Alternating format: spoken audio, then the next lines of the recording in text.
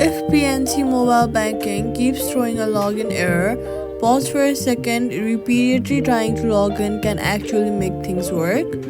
Here's what to do instead. First, go ahead and fully close the app. On iPhone, swipe up from the bottom of your screen, look for the app and then swipe it away. On Android, force stop it from the settings. Now, switch your internet connection. If you're on Wi-Fi, go ahead and move to mobile data or vice versa. Bank apps are very sensitive to unstable networks. Next, turn off any VPN, private DNS, or ad blocking apps. These often block secure bank connections.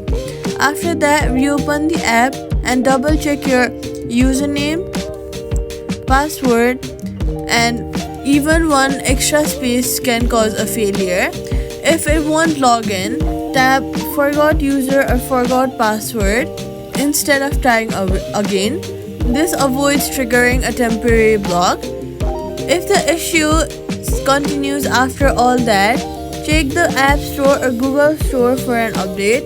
In App Store, search for the PNC Mobile Banking app and then see if there is an update button available.